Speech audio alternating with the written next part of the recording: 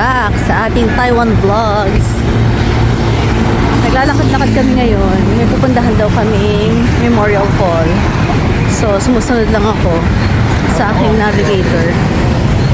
Kita nyo ba dahil guys? Parang Pasko pa oh. April na eh. Parang Pasko. Ang mga puno. Yan. Oh! Diba? Oh. Parang Christmas pa. Lexus ulit. Porsche.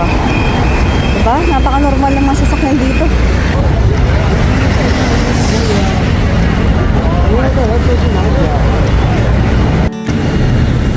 Ganyan guys yung dahon, no? Parang fake. Diba? Yung parang mga fake na nilalagay natin sa Christmas tree kapag ano, yung mga sinusuksok nating stick. Pero ito siya, oh. Yun. Pero syempre, hindi yan yung pinunta natin sa area na to. Ito siya. Ayan, oh. Mas maganda yung view dito. Lumayo kami kasi kanina sa tapat mismo niya, masyado siyang malapit. Kasi sobrang taas niya, hindi masyado makita. Kaya yan, dito siya. Lakad-lakad tayo ulit. So, dyan from Taipei 101. Tignan nyo itong area na to. Ang ganda. Ang ganda. Building na yon, parang brown. Taipei City Hall nila yan. Pasok tayo dito. Sundan natin si Emil. Ano kayong binuntahan niya dito? Daming flowers. Nope.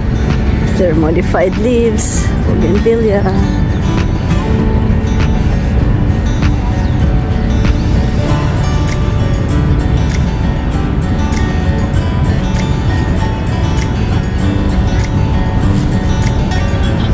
Open field to mga to. Open area.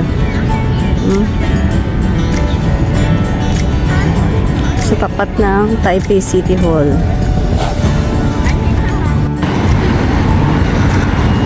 Pag malayuan, mas kita mo na katabi ng Taipei 101. Itong, di ba? Ito nga yung Taipei City Hall. Tapos ito namang yan. Yan. Grand Hyatt. Gala pa tayo ulit. Ang ganda nito talaga. Parang nilalagay sa Christmas tree. Mukha siyang fake eh. Pero totoo. Mukha siyang fake.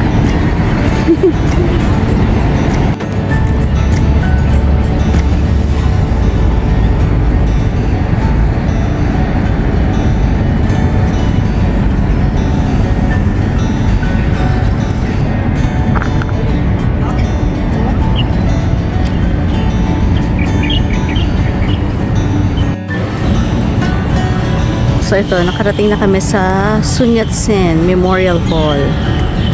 Sa gilid pala niya, nandito yung Taipei Dome.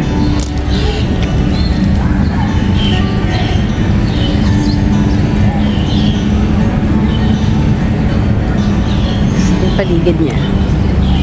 Ayan.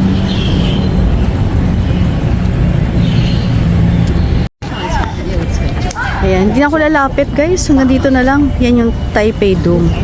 Parang madilim na dun sa area na to pag umikot ako eh. Ayan. Taipei Dome. So, ito yung ibang view. I think this is the front view of the Sun Yat-sen Memorial Hall. Ayan. Ayan. Parang kulang siya sa ilaw, no? Parang mas maganda siguro kung mas dadamihan pa nila yung ilaw nito.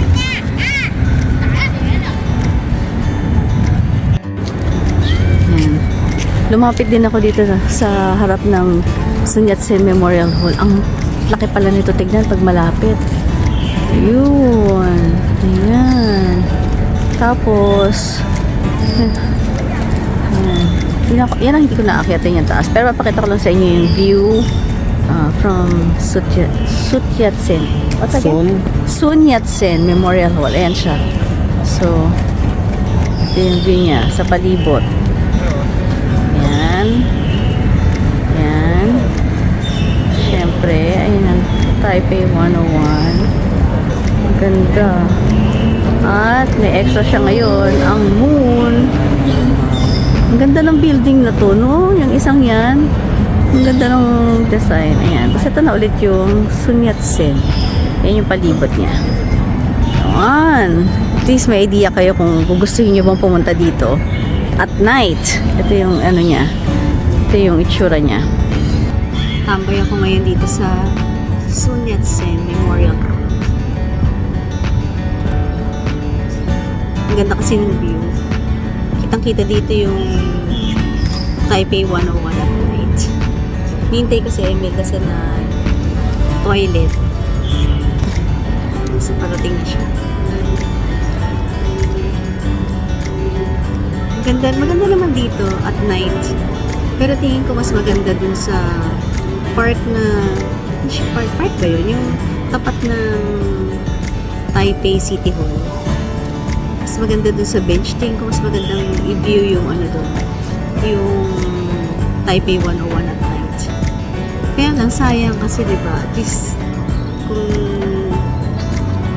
nandito ka, nakita mo pag din yung ano, Sun Yat-sen Memorial Hall.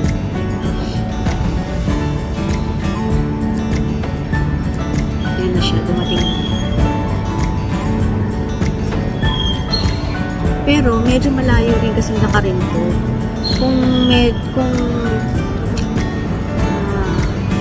Ako lang naman opinion ko lang naman to. Kung gipit ka sa oras, pwede mo lang i-miss out itong Sun Yat-sen Memorial Hall. Kasi hindi naman siya masyadong malaking kawalan kung tatanggalin mo siya sa itinerary. Pero yung Taipei 101, yun talaga. Dapat na, kung first time mo, dapat sasama mo talaga siya. Ayan, lumipat ako ng pwesto. Kasi kanina, nung nagkakwento ko, nasa likod ko, itong Sun Yat-sen Memorial Hall. Tapos, ang nasa harapan ko yung Taipei 101, saka ayun, yung moon. So, binaliktad ko para kita nyo kung ano yung view na nakikita ko. So, okay, back to Taipei 101. Ako suggestion ko, pagka pupunta kayo dito sa Taiwan, alam ko naman pupuntahan nyo yung Taipei 101. Pero, isama nyo na rin talaga sa budget na umakyat talaga sa observatory. Kasi, ang gandang experience kahit once lang, pag dumalo ko ulit ng Taiwan, kahit hindi na. Pero yung first time, puntahan niyo siya. Kasi ang gandang experience dun sa 89th floor, yun yung observatory. Okay naman na siya, kahit doon maganda na. Pero kung kaya niyo pumunta dun sa 91st kasi open siya. So, mas mararamdaman mo kasi merong hangin. Although, medyo nabablock ng konti yung view mo kasi may mga bakal. Pero, ang kagandahan lang sa kanya, open air siya. So, mas ramdam mo na mataas ka. Hindi mo nga lang masyadong kita yung maraming kasing bakal. Siyempre, protection. Tapos, pag umakyat ka dun sa 101st floor, yun, medyo unti na lang talaga yung pwede na parang limited kayong papapasukin doon kasi maliit na lang yung area. Pero maganda rin siya, ibang experience. Pero at the very least, kung talagang medyo tight yung budget, yung 89th, pwede na yun. Basta mahalaga makapunta sa observatory, ang ganda. Tapos, I think sa bang floor yun? Basta baba, sa first floor ata, nandun yung mga food court. Hindi naman gano'ng kamahal. So, doon na rin kami kumain. Okay na rin. Nandun yung bintay. Kaso naman, grabe naman ang pila doon. So, ang hirap. Kasi syempre, picture ka doon sa Taipei. Di ba? Sa observatory. Tapos, medyo maiiba na yung oras ng kain mo. Pagbaba mo, gutom ka na. So, parang hirap na maghintay doon sa bintay ko. Tapos, pero marami yung pwedeng kainan.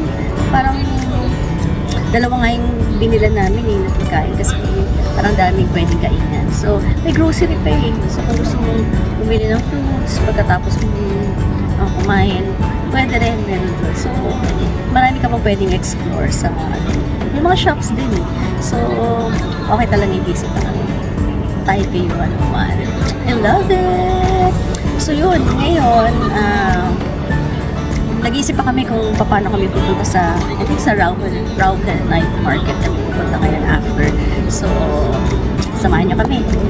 Tara! Nakababa na kami ng train station. Pagbaba namin, mula dun sa kanto dun. Ayan, hanggang dito. Parang ano siya, yung mga parang tindahan ng mga ganyan, no? Parang Divisoria. Pero banda-banda dun lalo. Para siyang, ang tawag doon, wholesale, bagsakan. Kasi talagang plastic-plastic na malalaki. So ngayon, maglalakad-lakad pa rin kami hanggang dun pa. Dun pa yata banda-banda ang Rauhe. So tara, lakad-lakad pa tayo. Tignan nyo, ayan o. Diba? Mukha tayo nasa Divisoria na medyo maluwag nga lang, tsaka maliwanag. Ayan. Yung iba nga, tumatawid na borderline ukay yung itsura eh. Pero iba naman medyo ayun, may magagandang stall dun. Tapos bawat street ganyan, no? Parang ka talagang nagdivisoria kasi pag tinignan mo, bawat looban ng street ganyan, no? Kita ba? Or ayan. Ayan. Ganyan siya. Oh, so tapos tayo ulit. Dito tayo. Matindahan ng bag. Mga tinda nila nasa labas. Ayan, ito pa. Tinda nasa labas. Parang drugstore din siya eh. Mukhang Watson's, iba lang pangalan.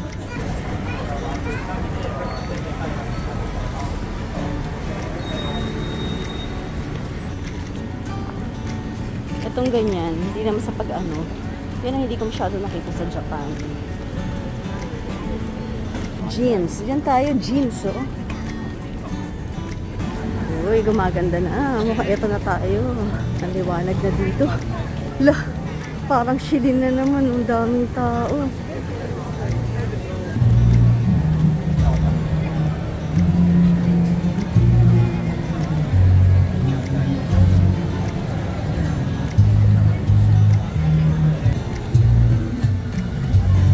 Ayun, guys.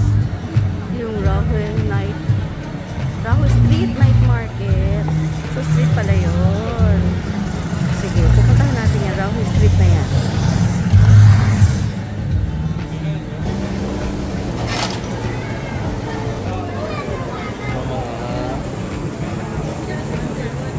Masyadong marami. So, baka hindi ako makapag-vlog dito. Baka Bakit? ano na lang siguro paglabas na.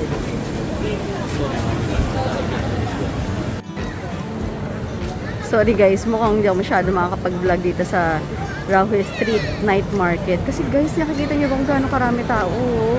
Hindi dahil sa maarte. Dahil, ang liit ko kasi.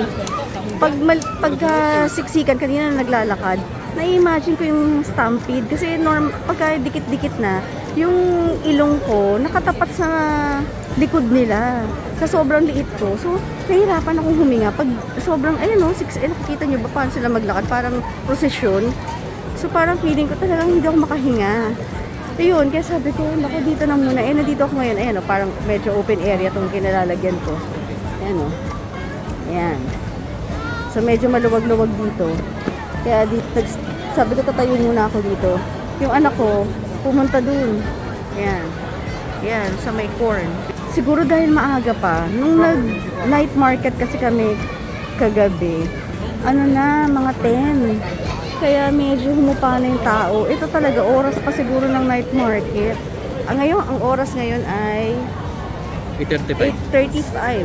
So, gantong karami. And, ang isa mong reason, holiday daw. Hindi ko alam kung may kinalaman din yun. Yun. So, balikan ko kayo mamaya kung anong update.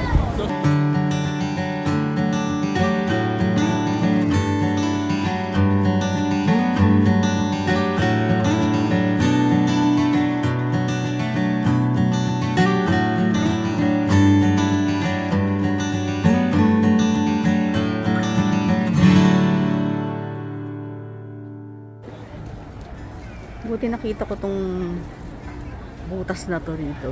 Doon ako nakatambay sa bandang dulo doon. Doon yung Rauhe Street night market. Yan. Tapos, pag naglakad-lakad ka ng konti, ito na, makikita mo itong butas nito.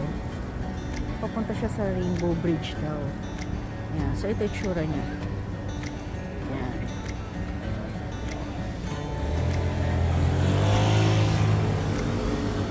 Meron siyang river. Hindi ko lang alam ang pangalan ng river. Pero ganyan yung tsura niya. Yan. May mga nagbabike. May mga nagja-jogging.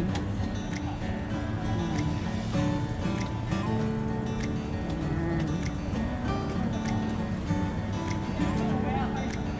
Saka medyo malamig dito kaysa dun sa area ng Rauhe Street. Kasi siguro dahil yan, may tubig. Saka open, mahangin. So, presko rito. Ayan, oh, ang dami nakatambay dito. Doon din, kita ba? Ayan, oh. Ito na yung tsura nung nung nasa Japan naman kami, parang Sumida River ata yun. Sa may Asakusa. Ayan, meron din akong nilusutan na isang parang tunnel. Paglabas ko, ganito rin yung nilabas. Ayan. Ganda dito. So, pwede umakyat dun sa bridge na yun. Pero medyo giniginaw kasi ko dahil akala ko all throughout lamig-lamig. Ay, mainit lang. So, hindi ako nagdala ng panlamig. Tsaka yung sinuot ko ngayon, yung pinakamanipis na dala kong damit. Kasi. Ayan. So, saan to? Sa gilid lang to ng Rauhe Street Market. Ayan. So, kung gusto nyo bumili-bili ng mga pagkain doon, tapos kesa doon kayo magpakahirap kumain, dali nyo lang siya lahat, tapos dito nyo kainin. Kung mga barka-barkada kayo. Ayan. Mas cool. Ayan, no? Mga pwede kang upuan. Nice! Hintayin ko lang ulit si Emil kasi bumili ulit siya ng dumpling. Tapos, pabalikan na lang daw niya ako dito.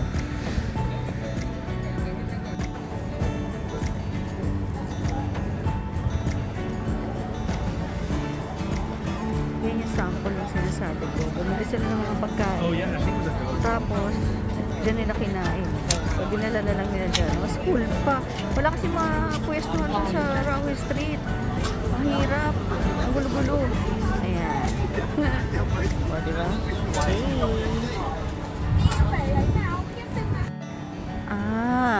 Ayan pala yung Rainbow Bridge. Hinahanap ko alin dito yung dami kasing bridge. So, ito pala yung Rainbow Bridge. Ayan. Isa pa. Rainbow Bridge. Medyo malabo na guys, ang dilim dito. So, yan. Yan. Rainbow Bridge. Hindi pa rin naman ako umalas guys. Nandito pa rin ako para malaman nyo lang kung anong kalagayan ng street. So parang tingin ko naman, ngayon mga almost 10 o'clock na, parang lumuwag na rin naman. Diba guys, marami pa, pero parang lumuwag na ng konti. Tingnan natin dito sa kabilang side yung kaninang binidyohan ko ha. Para at least magka-idea kayo kung anong oras kayo pupunta. Ayan. So, kung hindi pa sila nagsasara ng 10, hindi pa naman sila nagsasara kasi 5 minutes na lang 10 na Pero, buhay na buhay pa. So, baka naman di sila magsasara ng 10. Siguro baka ganitong oras dapat. Kasi ayan, medyo mabilis-bilis na ang prosesyon ngayon. Kanina, dikit-dikit talaga kami. Ayan. Okay. So, baka ang ending ko na lang ito yung ban mamaya doon sa labasan. Last stop ko na to. Ito, order lang tayo niyan. Ito yung famous pepper bun. Yan, bibili lang kami niyan. Yan na yung last naming food trip. And then, ang lapit na. Ito na yung labasan guys. Yan. Update dito sa entrance ng Rauhe Street Night Market. 10 o'clock ngayon. Maluwag na. nakakalakad ka na ng normal. Kanina talaga grabe, parang ano nga ba yun, yung basta parang prosesyon na hindi ka makahakbang. So, mga gantong oras siguro yung tamang punta. Ayan, pakita ko ah.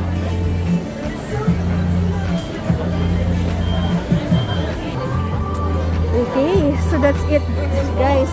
Maraming salamat sa pagtsatsaga kahit di ko kayo masyadong naikot. At least nagbigay na lang ako ng information sa inyo kung gaano kahirap dito kapag maaga pa or kung maliit kayo na tulad ko at hindi nakabataan. Yan, medyo mahirap. So yun, thank you so much. After nito, pagkabili namin ito, pupunta na rin naman kami sa train station, then pauwi na rin kami. Thank you so much for watching. See you sa next Taiwan vlog. Bye!